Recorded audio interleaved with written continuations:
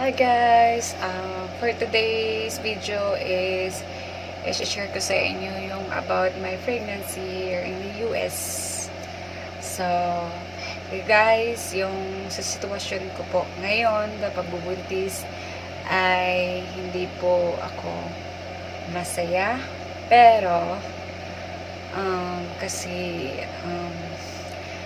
may kasi ako masakit yung ang aking left side ng aking tiyan, tsaka pumunta sa aking ng lower dito, tsaka kapag ako ay humihiga, masakit yung tiyan ko sa left side, at kahit ako ay naglalakad, every time po masakit yung tiyan ko, araw-araw. Tsaka may lagnat ako, tsaka yung giniginaw, kasi malamig naman dito sa US.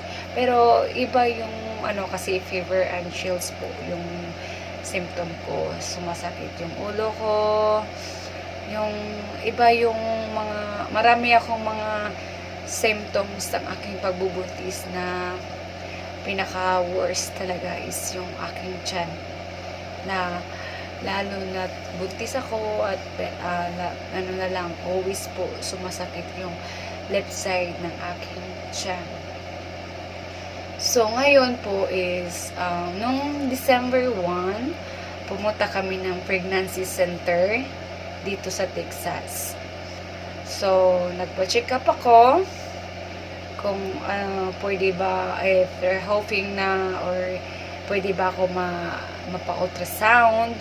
Kasi dito guys is sa US, or iwan ko sa ibang county ng US. Kasi dito sa Texas guys, once ba nabuntis ka, tsaka wala ka pang insurance, hindi ka talaga ma-appoint or mapa-check up ng OB-GYN. So yung pinupunta namin ng pregnancy center is may free doon na ultrasounds. So, pumunta kami doon.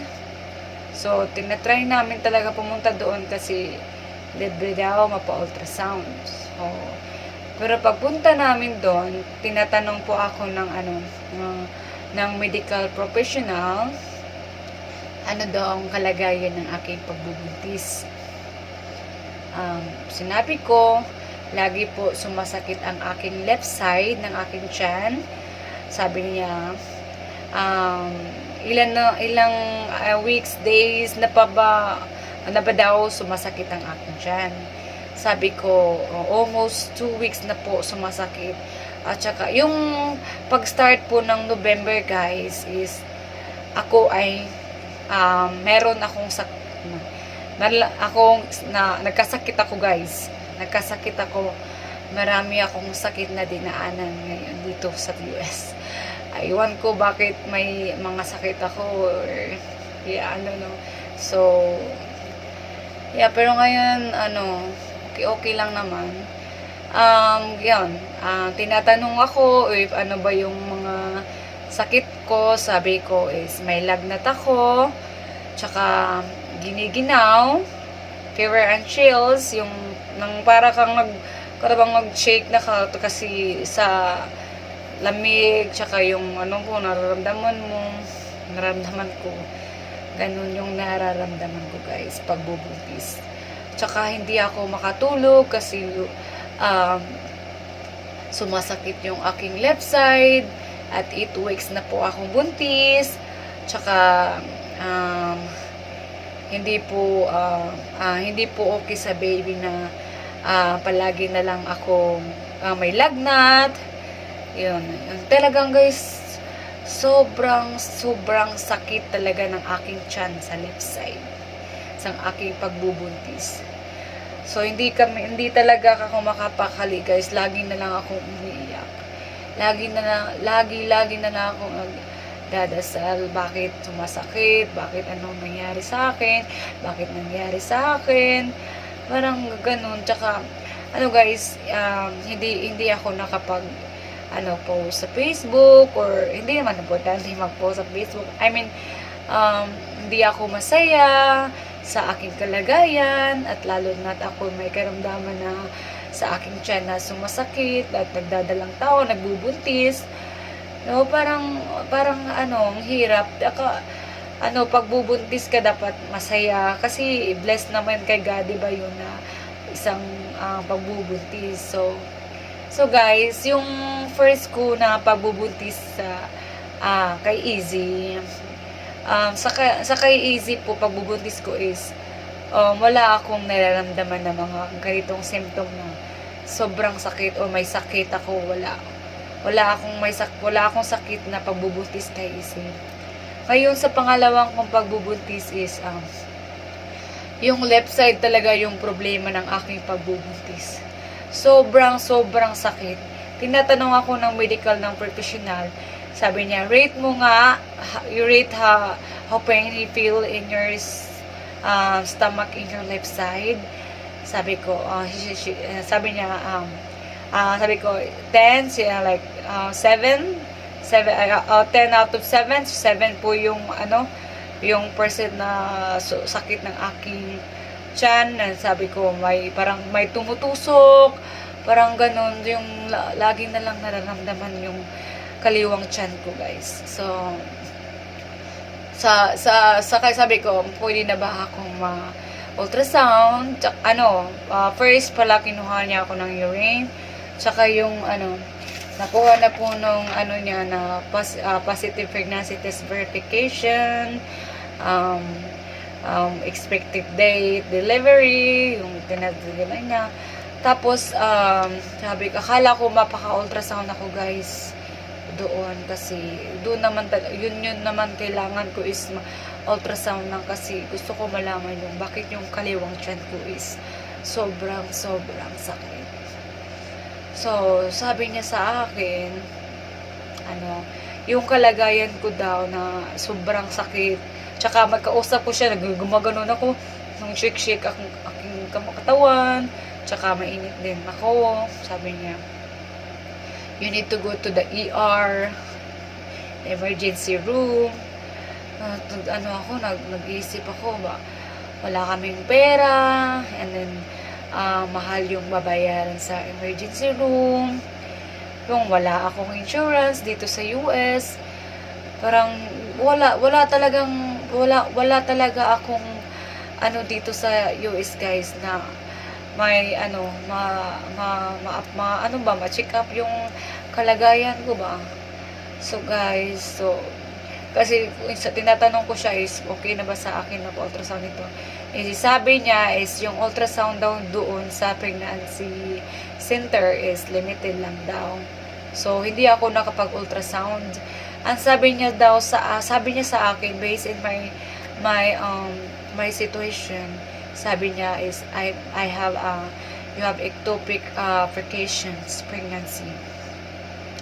Sinabi niya sa akin, guys, dapat pumunta na daw ako sa ER para ma-check daw yung kalagayan ko, ectopic pregnancy. So, pag yung sinabi niya, tsaka kasi kinausap din yun yung husband ko. Tsaka sabi niya, I'm sorry to hear that, yung mga cause ng ectopic pregnancy is yung baby daw is hindi makasurvive, parang ganun, sinasabi niya sa akin. Para akong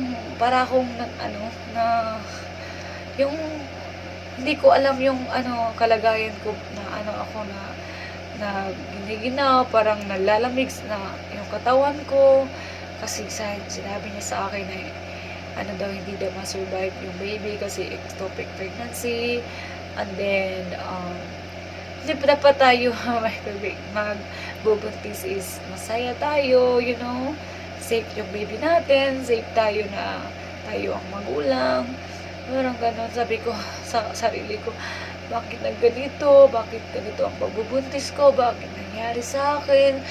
Tinatanong ko yung Panginoon, parang ako sa sarili ko ba na hindi ako mapakali, yung nararamdaman ko at the time. So guys,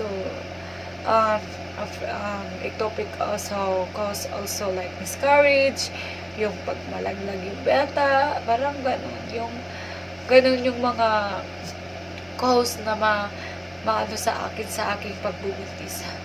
So guys, hindi ako makapakali. Sabi ko talaga sa husband ko, kailangan ko pumunta ng ER. I want to know what happened. So, ano din, sa awa din ng Diyos, nakapunta kami ng ER kahit wala akong insurance. Kasi nag-apply pa kami ng insurance, pero hindi pa kami yun na-approvean. So, guys, so, para akong sumasakay ako sa sasakyan, luha ko, tumutulo, wait, napakad na lang ako sa itaas. Hindi talaga ako guys mapakali walang luha sa aking mga mata. So, doon, pumunta kami ng ER, so chance ko na malaman yung aking kalagayan. So, guys, pumunta kami ng ER. Happy ako kasi gusto ko ma-check yung kalagayan o sa sitwasyon ko na masakit yung aking kaliwang tiyan, left side ng aking tiyan. Sorry guys, naging emotional ako kasi ito kasi yung nararamdaman ko nung pumunta ako ng pregnancy center, then papunta ko sa ER.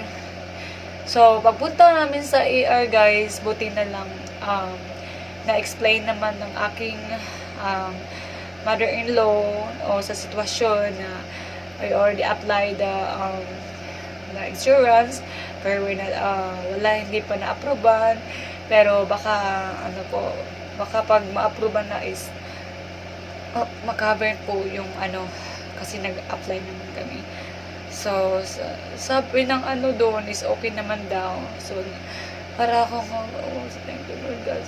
Sana malaman ko yung resulta ng aking pagbubuntis. Kung ano ang aking kalagayan. Bakit sumasakit yung aking tiyan sa left side. So, guys, yun, pagpunta namin sa ER, yung yung result po, kinunan ako ng dugo, ihi, tsaka ultrasound ako, tas tinatanong ko po yung doon, nurse, pag ultrasound ko, tinatanong ko po, Doc, I want to know my situation of my baby, is my baby is okay, and what happened, and lagi akong may tanong sa kanila guys, lagi. Yes, pero sabi na nila sa akin is sorry ma'am, we can't answer you right now, we can't tell you sorry, you just say always sorry. So parang na-ultrasound nila, chinecheck yung chan ko, parang hindi talaga ako mapakali guys, kasi sabi nila sorry daw, later na sa result ng so guys, ko na lang sa part 2 yung result ng aking pregnancy test. Ito po yung precaution.